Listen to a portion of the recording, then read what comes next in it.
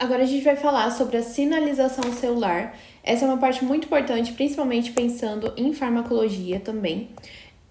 O que a gente vai começar falando vai ser dos tipos de sinalização. Você tem 4 tipos principais de sinalização. Você tem a sinalização autócrina, parácrina, endócrina e sináptica. As sinalizações de curto alcance serão a autócrina e a parácrina. As de longo alcance serão a endócrina e a sináptica. A autócrina, o que é a sinalização autócrina? Ela é uma sinalização que é própria da célula sinalizadora. Então, nessa sinalização, ocorre a liberação de uma molécula sinalizadora que vai atuar nela mesma. Qual é o principal tipo de sinalização autócrina? No câncer, porque o câncer ele precisa de autoestimulação para crescer. Então, como acontece a autoestimulação no câncer? Por meio de uma sinalização autócrina. A sinalização parácrina a célula, ela é sinalizadora, ela vai liberar ligandes que vão se direcionar para as células-alvo. Então, ela libera esses ligandes e eles vão para as células-alvo. Não são uma sinalização de longo alcance. Então, essas células-alvo são células que estão mais próximas, como você pode ver aqui. Então, o mensageiro químico vai liberar essas moléculas sinalizadoras que vão atuar em células-alvo próximas. Na sinalização endócrina, o que acontece com a endócrina? A célula endócrina ela vai liberar hormônios e esses hormônios eles têm a função de alcançar as células-alvo por meio da corrente sanguínea. Então, esses hormônios eles vão até a corrente sanguínea e então eles alcançam suas células-alvo. Essas células-alvo elas não estão próximas a esse mensageiro químico. De onde veio a mensagem. Então, elas não estão próximas do mensageiro químico. Essa é uma sinalização de longo alcance. A secreção sináptica ou sinalização sináptica, por tipo de sinapse, ela é de longa distância e é mediada por neurotransmissores. Então, você tem a célula que vai liberar os neurotransmissores para que ocorra a ligação. Então, a gente já viu bastante isso de sinalização sináptica em relação à acetilcolina e neurotransmissores. Então, esses são os 4 principais tipos de sinalização. Aí, o que acontece? Como essas sinalizações, elas podem ter sinais diferentes. Então, como que a acetilcolina ela pode gerar informações diferentes. Então, no coração, a acetilcolina vai diminuir a velocidade e força de contração, aumentar a secreção e gerar contração musculoesquelética. Por meio que a molécula sinal extracelular sozinha, ela não é a mensagem. A informação que é transmitida pelo sinal vai depender de como a célula-alvo recebe e interpreta esse sinal. Então, como é feita a tradução desse sinal, que vai depender da mensagem, de como essa célula-alvo ela vai atuar. Então, nas células musculares cardíacas ela age de um jeito, nas glândulas salivares ela age de outro e na célula muscular esquelética ela age de outro. Porque essa informação ela é lida de diferentes formas. E aí que entra o processo de transdução de sinal. Essa transdução de sinal é o que permite que uma informação seja convertida em outra. Então, ela faz como se fosse uma tradução. Então, ocorre a recepção do sinal, depois ocorre uma codificação do mesmo sinal, como se fosse uma tradução.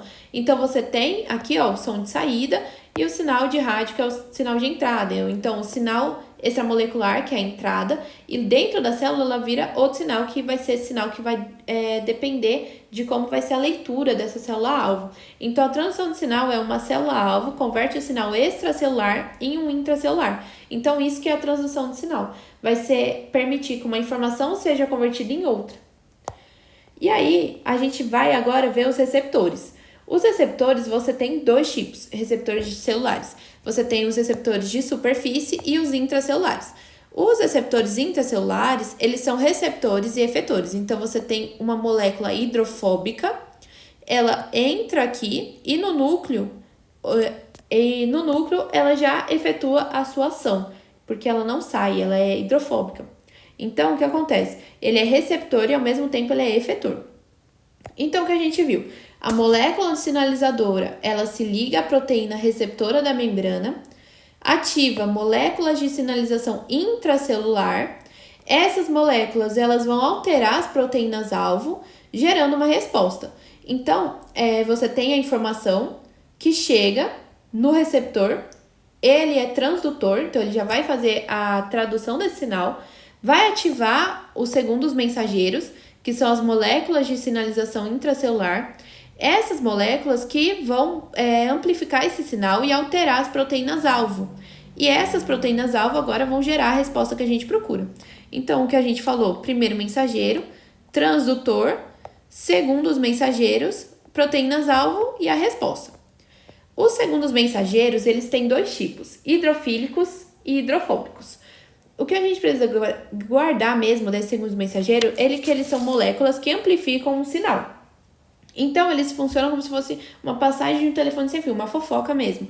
Porque você tem um primeiro mensageiro que passa o sinal para o segundo mensageiro. Então, primeiro ele passa a mensagem para o segundo e esse segundo mensageiro é quem vai fazer a amplificação desse sinal. Porque o sinal que vem do primeiro mensageiro precisa alcançar as células-alvo, as proteínas-alvo. E como ele pode alcançar as proteínas-alvo? Por meio dos segundos mensageiros. E aí, esses segundos mensageiros têm vários tipos. Tem o AMPC, o GMPC, o IP3, o DAG e o íon cálcio. Todos esses segundos mensageiros, eles têm uma ação diferente. Então, eles agem em enzimas amplificadoras, como a adelinato ciclase, a fosfolipase C. Então, eles estão associados a essas enzimas amplificadoras. Agora, a gente vai ver as moléculas sinalizadoras intracelulares, que vai ser os comutadores moleculares. Os comutadores moleculares, eles saem de um estado inativo para um estado ativo. Ou então, eles saem de um estado ativo para um inativo. E aí, você tem ações. Você tem sinalização por fosforilação de proteínas. Como é essa fosforilação? Como ela vai agir essa fosforilação? Você tem ativação quando tem um fosfato. Então, quando tem o fosfato, está ativado, e quando desfosforila, que é quando perde esse fosfato, ela está inativado. Então, adiciona fosfato de modo covalente à proteína, e aí você ativa. Agora, quando você desfosforila essa proteína, você pega a molécula fosforilada e retira esse fosfato, e aí ela está inativada agora. Já a sinalização por proteínas de ligação ao GTP, o que acontece? Você tem as proteínas G associadas aos receptores metabotrópicos. E aí, o que acontece? Você tem a quebra do GTP em fosfato, e aí perde esse fosfato, e aí ela vira GDP, ou seja, ela está inativa.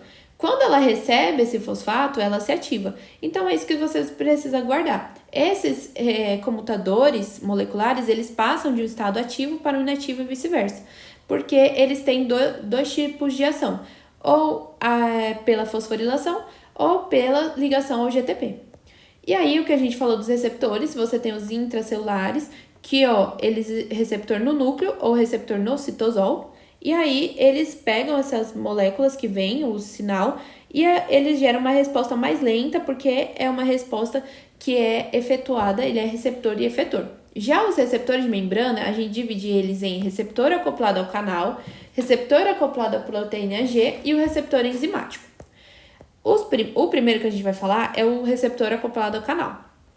A maioria desses receptores são para neurotransmissores que são encontrados em neurônios e células musculares. Eles são uma resposta intracelular bem rápida, então uma resposta que leva segundos para acontecer, uma resposta mais rápida. E eles podem ser controlados por ligantes, voltagem ou por estímulo mecânico e térmico. Principal, ligantes, que é receptores ionotrópicos, e por voltagem ou por vontade. O que a gente precisa guardar deles, principalmente? Que ele é o receptor da acetilcolina, esse receptor de canal iônico. E o que acontece? A acetilcolina ela vai se ligar aqui. Então, entrou a acetilcolina, ela se liga e faz com que haja essa abertura e que tenha o alargamento desse receptor, favorecendo a entrada de acetilcolina. Então, é uma reação que leva segundos para acontecer. E aí, os principais ligantes vão ser a acetilcolina, o GABA e o glutamato. Agora, os receptores acoplados, que são os receptores acoplados à proteína G. Esses receptores, eles são a maior família de receptores e eles possuem 7 dromínios transmembranares em alfa-hélice. É uma estrutura longa de cadeia que vai atravessar 7 vezes essa camada lipídica. Então, ela tem que atravessar 7 vezes essa camada aqui. E é um sistema de segundo mensageiros. Tem esse sistema de segundo mensageiros. Vamos ver. A ativação desse sistema vai resultar em abertura, fechamento de canais iônicos. Aí, você tem uma ação de segundos a minutos. É uma ação não tão rápida quanto a dos canais iônicos, mas é uma ação rápida também. Aí, o que acontece? Você tem as famílias, 4 famílias, e aí você tem os membros dessas famílias. E aí, cada um deles vai trabalhar em ações diferentes. Então, o que acontece? Pra gente ver aqui. Ativação pelo acoplamento do ligante à proteína G. A proteína G, ela vai se associar à terceira alça intracelular. Proteína G se associa à terceira alça intracelular. E aí, o sinal se liga e ativa o receptor. Só que você tem diferentes respostas de GPCR que vão depender da ativação de diferentes tipos de proteína G. A gente viu que tem 4 famílias e essas 4 famílias têm diferentes membros. Então, esses diferentes membros é quem vai determinar qual vai ser a resposta. Então, a gente vai ver com que tem várias ações que vão depender de qual G está sendo ativada. Então, como acontece isso? Primeiro, o receptor metabotópico, você vai ter as proteínas G não ativadas, ligadas ao GDP. Então, as proteínas G, quando elas estão em estado inativo, estão sempre ligadas ao GDP. Quando a molécula sinalizadora vem e se acopla, ela muda a conformação. E aí, o que acontece? Aqui vai se tornar ativo, porque vai induzir a saída do GDP e a ligação do GTP. Então, sai GDP, entra GDP, ativou. Então, agora está ativo. Aqui estava inativo porque estava ligado ao GDP. Ativou quando ligou esse GTP, certo? E aí, vai tornar o quê? Aqui mais ativo. Então, quando ela se torna ativa, a subunidade alfa, ela vai desacoplar do receptor. Então, ela sai do receptor aqui. E aí, ela sai e o complexo beta-gama vai acionar uma resposta celular a partir de diferentes alvos. Então, aqui a gente vê a modulação dos efetores. Então, qual vai ser a resposta que a gente quer ter, qual vai ser a situação, a resposta que a gente quer que tenha da célula, vai depender do complexo beta-gama. Então, esse complexo beta-gama se ligando vai ter a resposta celular. E o que acontece com o alfa? O alfa, ele volta ao GDP e volta para o estado inativo. E é isso que acontece com o alfa. Então, essa é a explicação do acoplamento ligado à proteína G. Então, do receptor ligado à proteína G. Agora, a gente vai para o último receptor que a gente precisa ver, que será o receptor enzimático. O receptor enzimático, ele é a principal classe de receptores de tirosina quinase, o RTKS. Então, os receptores de tirosina quinase, eles são ativados após a fosforilação do sítio catalítico. Então, essa parte, ela é bem legalzinha, porque ela sempre você vai ter a fosforilação da tirosina. Então, você tem quais domínios? Domínio alfa, que é extracelular, e domínio beta, que é intracelular. E aí, a gente encontra aqui a tirosina quinase. Então, o que a gente está vendo aqui? A gente está vendo aqui a via da Ras-MAP quinase. Então, o que acontece? Você tem o ligante de sinalização e aí ele vem, aqui a molécula sinal, se liga no sítio alfa. Ligou no sítio alfa, você tem a ativação de resposta, que vai ser a fosforilação do receptor de tirosina. Essa fosforilação, ela traz com ela diversas proteínas de sinalização. Então, aí você tem o acoplamento de diversas proteínas. Então, aqui, ó, proteína adaptadora, que vai ser a GRB2, que atrai essa proteína aqui, a RAS-GF, que vai ser a SOS, que vai atrair, que vai fazer com que haja a mudança do GDP para o GTP. E aí, essa mudança de GDP para o GTP, do GDP para o GTP, vai ativar a RAS. Com a RAS ativada, você tem a transmissão do sinal. Então, a proteína RAS vai pertencer a uma grande família de proteínas ligadoras ao GTP, que são as GTPases monoméricas. E aí, essa RAS ela vai ativar em diversas vias que a gente vai tratar mais pra frente.